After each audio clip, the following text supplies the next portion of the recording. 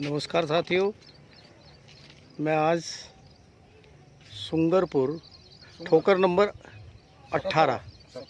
17 पर पहुंचा हूं और यहां पर बाढ़ आई हुई है। यमुना का पानी जल स्तर जो है खतरे के निशान से ऊपर बह रहा है।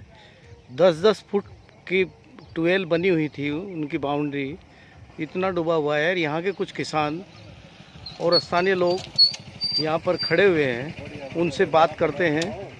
जी, आपका शुभ नाम?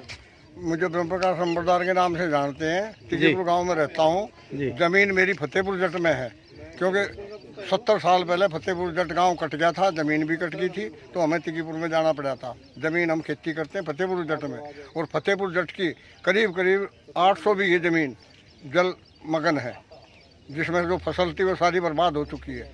क्या क्या फसल थी जी? मक्की भी थी, सब्जी भी थी, धान भी थे, सारी सब्जी अपने अपने हिसाब से लोगों ने बो रखी थी, जो सब नष्ट हो गई है।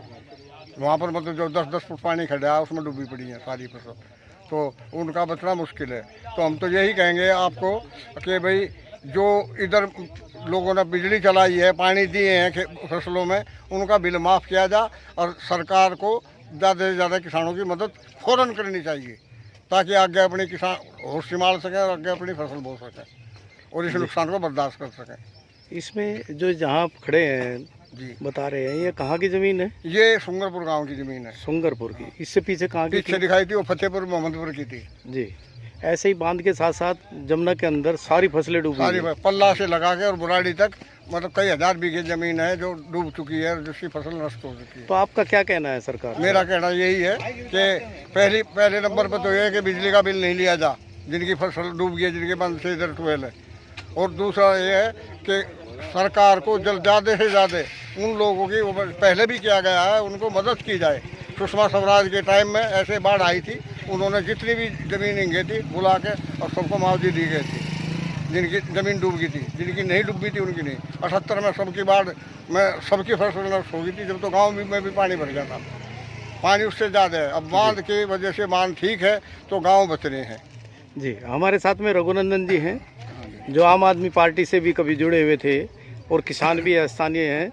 इनसे भी जानकारी लेते हैं। आप जो है दिल्ली सरकार से क्या उम्मीद करते हैं? देखो जी, हम तो यही उम्मीद करते हैं जो किसानों को जो नुकसान हुआ है, फसल जो बर्बाद हुई है, उसको उनको मुआवजा दिया जाए।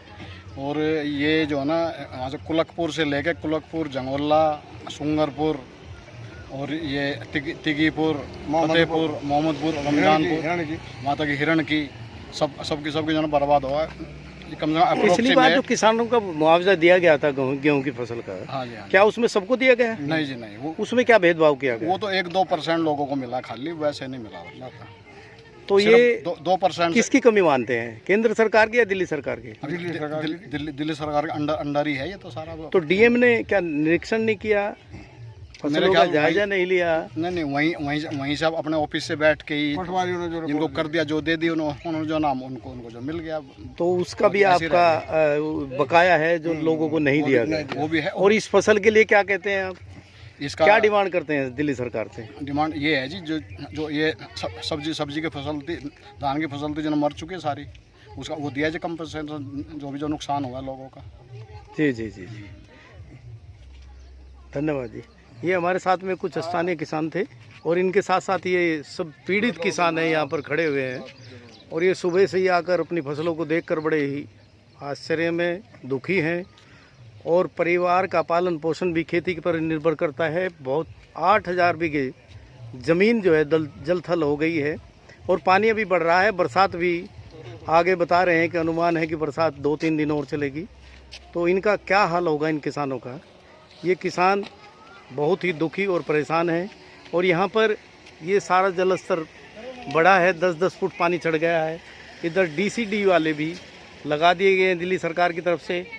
जो लोग यहाँ पर खेती लगान पर लेकर, ठेके पर लेकर करते थे, वो भी सड़कों पर, इस पर बांध पर बैठे हुए हैं, अपनी ट्रॉली में घर बनाया है। उनकी भी कोई राहत शिविर में मदद करने के लिए दिल्ली सरकार की तरफ से कोई नहीं आया है। मैं अनिल मलिक, सुंगरपुर। चलो जी।